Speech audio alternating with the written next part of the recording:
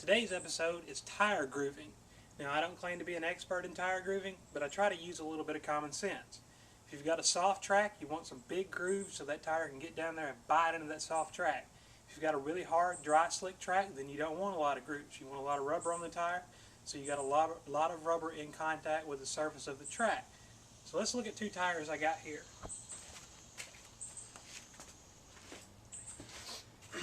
This is a stock American Racer KK704 tire. It's not been grooved in any way. This is exactly the way it comes when you buy it brand new. This tire we just took off the car. It's the middle of summer, it's really hot right now, and this tire is actually from the beginning of the year last year, and it just came off the car.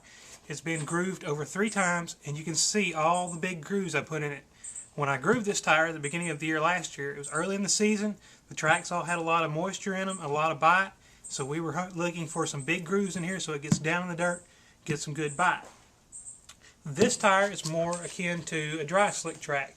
Didn't really want to groove it any at all because we want as much tire surface in contact with that hard packed ground as we possibly could. So let's take a look at the grooving iron and we'll talk about how to actually groove some tires. This is my El Cheapo grooving iron, that's what we call it anyways. This is, I don't know, $30 or $40 grooving iron. They have really expensive ones out there, but this one does the job. Now what I love about this is it does cost me $30 or $40 to start with. But because I spent that $30 or $40, a $100 race tire may last me 4 to 5 extra nights. If it does that, it doesn't take long before this grooving iron is paid for itself and save me money. Now this one has interchangeable heads, this little brass looking part right here. You can get different heads that come with different sizes and different size blades so that you can actually cut wider grooves. This is a narrow one. One thing I've done in the past is I will start with this narrow blade on here. I'll cut some little narrow grooves. As the tire gets wore down, the edges get wore off, I'll put a thicker blade on it with a thicker head, and I'll go back and I'll recut those tire grooves. That gives me a nice sharp edge again on the tire for it to bite into the ground. Now if you want to sop a tire, see how the blade sticks up and we actually get 2 little sticky up pieces here? I can take that, flip the blade upside down, put it in upside down, and I can use these 2 little blades to actually sop the tire. By loosening the screw, you can adjust the blade up and down, and that depends on how much tire you actually cut away or how deep the groove goes. Now, this blade's a little old, you need to change them every once in a while. One important thing is when you go to groove a tire, the grooving iron needs to be hot. If it's hot, it cuts real easy. If it's not hot, it's a lot harder to get it to cut into the tire.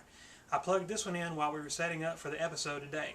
So this one's already nice and hot, that's why I'm pointing with this so I don't touch it with my finger and burn myself. So let's go take a look at the tire and we'll get the tire grooving iron out and we'll groove some tires. My grooving iron's hot, I got the blade set where I want it, I'm ready to groove a tire. Now it's the middle of the summer, the tracks are all really dry, they're really hard to pack, so I don't want to cut a bunch of grooves in the tire, but let's look at the tire.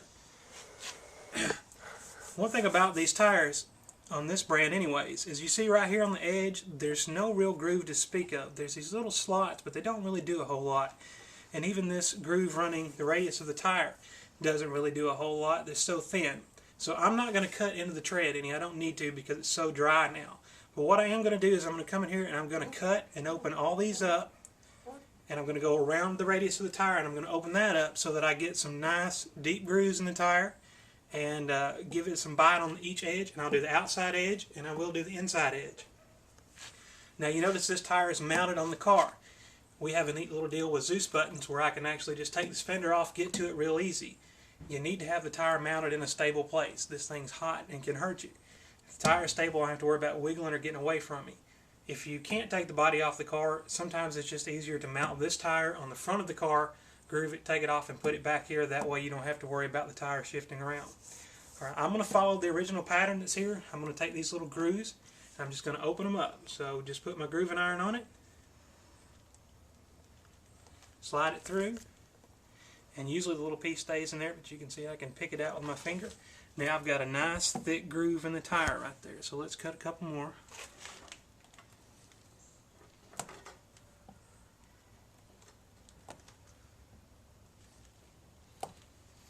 And you don't want to touch it right away. You can see it smoking. It gets kind of hot.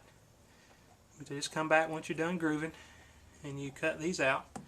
And I'm going to go all the way around the tire and I'm going to get some nice sharp grooves here for this tire to bite.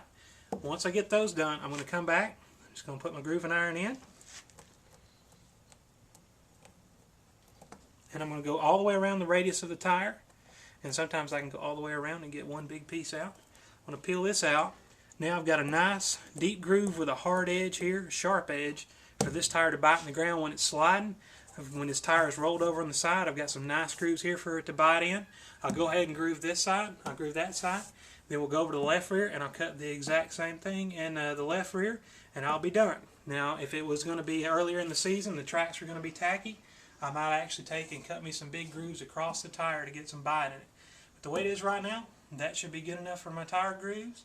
Here's my finished tire. I've grooved it all the way around. You can see the nice little grooves in it here. I've got a groove going there, a groove here.